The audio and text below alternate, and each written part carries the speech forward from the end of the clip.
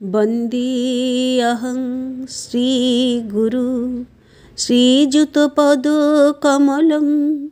श्रीगुरुं वैष्णवांश्च श्रीरूपं साग्रजातं सहगण रघुनाथान्वितं तं सजीवं साद्वैतं सावधूतं परिजनसहितं শ্রীকৃষ্ণ চৈতন্য দেবং শ্রী রাধাকৃষ্ণ পাদান সহগণ ললিতা শ্রী বিশাখান্বিতাংশ্চ। সুধী ভক্তমণ্ডলী, আজকে আমরা নিমাইয়ের জন্মকথা, নিমাইয়ের হরিনামে প্রীতি এবং মেষমালির উদ্ধারের কথা আস্বাদন করব। 1407 শকে পবিত্র জাহ্নবী তীরস্থ বিদ্যোজ্জন পরিশোভিত নবদ্বীপ নগরে মনোহর ফাল্গুন মাসে নির্মল পূর্ণিমা নিশীথে শ্রী গৌরাঙ্গদেব অবতীর্ণ হলেন। যেমন সন্ধ্যার সময় পূর্ব দিকে একখানি সোনার থালার ন্যায় চন্দ্র উদয় হলেন, অমনি শ্রী গৌরাঙ্গ সিংহ রাশিতে পূর্ব ফাল্গুনী নক্ষত্রে মাতৃগর্ভ হতে ভূমিষ্ঠ হলেন। সেই সময় আবার চন্দ্রগ্রহণ হলো এবং নবদ্বীপ নগরে সকলে হরিধ্বনি করে উঠলেন। গৌর ভক্তগণ এই সমুদয় ঘটনা নিয়ে নানা কথা বলে থাকেন। শ্রীপাদ কবি কর্ণপুর বলেন যে চন্দ্রগ্রহণ হবার আর কোনো কারণ ছিল না।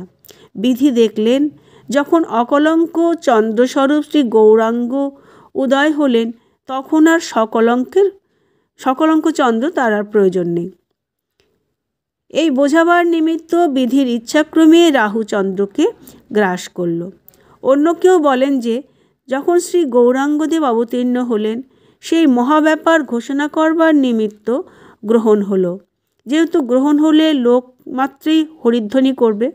প্রকৃত কথা, যেই শ্রী গৌরাঙ্গদেব অবতীর্ণ হলেন অমনি নবদ্বীপবাসী সকলে প্রফুল্ল অন্তঃকরণে হরিধ্বনি করতে লাগলেন। সে যাই হোক, এইভাবে হরিধ্বনির সাথে যে শ্রী গৌরাঙ্গদেব অবতীর্ণ হয়েছিলেন তাতে আর সন্দেহ নেই। যে নগরে সমাজের লোক কেবল বিদ্যা করে উন্মত্ত, যে সমাজে সুচাগ্র ভাগ অপেক্ষা তীক্ষ্ণ বুদ্ধিসম্পন্ন পণ্ডিত লোক বিদ্যমান, যে ন্যায়শাস্ত্রে ভগবানকে স্থাপন করছে ও আবার খণ্ডন করছে, সেই নগরে, সেই সমাজে, সেই তর্ক তরঙ্গের মাঝে শ্রী গৌরাঙ্গদেব উদিত হলেন। শ্রী জগন্নাথ মিশ্রের বাড়িতে একটি বৃহৎ নিম্ব বৃক্ষ ছিল। তারই তলাতে আতুর ঘরে শ্রী গৌরাঙ্গদেব ভূমিষ্ঠ হলেন। ধাত্রী দেখলেন যে শিশুটির জীবনের চিহ্ন কিছুমাত্র নেই। তখন তাকে জীবিত করবার জন্য সকলে যত্ন করতে লাগলেন। একটু পরে শিশুটির নিঃশ্বাস পড়তে লাগলো দেখে সকলে আনন্দধ্বনি করে উঠলেন। শিশুর শরীরটি অপেক্ষাকৃত কিছু বড়, কারণ ইনি 10 মাস মাতৃগর্ভে ছিলেন। বর্ণ একেবারে কাঁচা সোনার ন্যায়। শ্রীহট্টীয়গণ যে পাড়ায় বাস করতেন, শ্রী জগন্নাথ মিশ্র সেই পাড়ায় গৃহ নির্মাণ করেন। এই পাড়ায় শ্রী মুরারিগুপ্ত বৈদ্যের বাস ছিল। যখন শ্রী গৌরাঙ্গদেব ভূমিষ্ঠ হলেন তখন মুরারির বয়স আন্দাজ 15 বৎসর। এই মুরারিগুপ্ত কর্তৃক শ্রী গৌরাঙ্গ দেবের যে বাল্যলীলা লিখিত হয় এবং এই গ্রন্থকে মুরারিগুপ্তের কর্চা বলে। জগন্নাথ মিশ্র পুত্রের নাম রাখলেন বিশ্বম্ভর। তার জ্যেষ্ঠ পুত্র বয়স্যগণ তাকে ওই নামে ডাকতেন, কিন্তু তার জননী তাকে নিমাই বলে ডাকতেন। আর পরিশেষে এই নামে তিনি নবদ্বীপে সর্বসাধারণের নিকট বিখ্যাত হন। তার সূতিকাগৃহ নিম্ব বৃক্ষতলে ছিল বলে এই নামের সৃষ্টি হয়, কিংবা নিম্বতীত মানে নিমতীত। এই জন্য নিমাইকে যমের নিকট তীত করবার নিমিত্ত তার জননী তাকে নিমাই বলে ডাকতেন। তা নিয়ে বিচার করার প্রয়োজন নেই।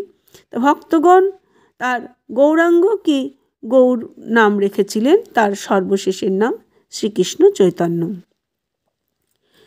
তা এই যে শিশুটি, এই শিশুটিকে শচী ও জগন্নাথ মিশ্র প্রতিপালন করতে লাগলেন। তার আকৃতি ও প্রকৃতি ঠিক অন্য শিশুর ন্যায় নয়। প্রথমত যেরূপ বয়স তার অপেক্ষা তার শরীর অনেকটা বড়, সেই শরীরে রোগ মাত্র নেই। আর শিশু এরূপ বলবান ও চঞ্চল যে নারীগণ তাকে কোলে করে রাখতে পারেন না। শিশুর আরেকটি প্রকৃতি দেখে সকলে বিস্ময়াপন্ন হলেন।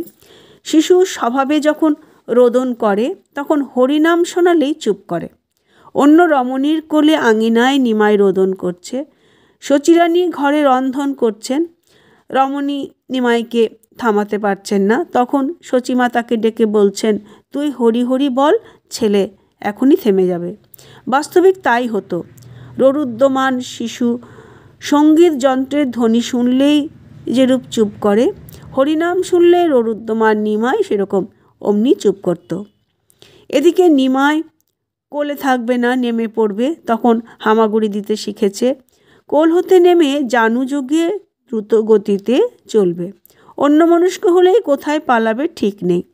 এই জন্য নিমাইকে আঙিনায় নামিয়ে প্রতিক্ষণ তার প্রতি লক্ষ্য রাখতে হতো। একটু ফাঁক পেলেই নিমাই আঙিনা ছেড়ে রাজপথে উপস্থিত হলো। আর নিমাই গঙ্গামুখে চলল। আর যদি দেখলো কেউ তাকে ধরতে আসছে, তবে জানু পেতে দ্রুত বেগে পালাতে লাগলো। নিমাই যখন এরকম হামাগুড়ি দিয়ে চলতো তখন তার এক অপূর্ব শোভা হতো। এই শোভা দর্শন করবার নিমিত্ত শচীমা তাকে আঙিনায় ছেড়ে দিতেন এবং তার সঙ্গিনীদের সঙ্গে চিত্রপুত্তলিকার ন্যায় দাঁড়িয়ে তা দর্শন করতেন। নিমাই যখন হাঁটতে শিখল তখন তাকে নিয়ে জগন্নাথ, শচী ও বিশ্বরূপ এবং আত্মীয় প্রতিবাসীগণ তারা সকলে শশব্যস্ত হলেন। কোন দিক থেকে নিমাই ছুটে পালাবে আর নগরে হারিয়ে যাবে, সকলেরই এই ভয়। বিশেষত একদিন নিমাই একটি সর্প ধরায় তারা তাকে আর বিশ্বাস করতেন না। আর একদিন এরকম আরেকটি বিপদ হলো। একদিন মেষমালি নামে একজন চোর এই নিমাইকে পথে সহায়হীন ও স্বর্ণ আভরণে ভূষিত দেখে লোভ প্রযুক্ত হয়ে তাকে নিয়ে পালালো। বাড়ির সকলে হঠাৎ নিমাইকে না দেখে চারিদিকে অনুসন্ধান করতে লাগলেন। কত শত লোক পথ দিয়ে যাচ্ছে, কে কার তল্লাশ করে। নিমাইয়ের উদ্দেশ্য না পেয়ে সকলে যখন চিন্তা সাগরে মগ্ন হয়েছেন, তখন নিমাই দৌড়াতে দৌড়াতে এসে পিতার কোলে উঠল। জিজ্ঞাসা করলে বলল যে কে একজন তাকে নিয়ে গিয়েছিল আর সেই রেখে গেল। এই মেষমালির কথা এখন শুনুন। এই দস্যু নিমাইকে স্কন্ধে করবামাত্র বালকটির প্রতি তার গাঢ় স্নেহ ও আকর্ষণ হলো। এই শিশুটিকে বধ করতে হবে এ কথা মনে করে তার হৃদয় শিহরিত হলো। তখন সে কিরূপ নৃশংস এবং দুরাচার তা মনে বুঝতে লাগলো। এইরূপে ভাবতে ভাবতে সে প্রথমে নিমাইকে দ্বারে রেখে চলে গেল। পরে তার হৃদয়ে ঔদাস্যের উদয় হলো এবং সেইক্ষণ হতে মেষমালি সংসার ত্যাগ করে পরম সাধু হলেন।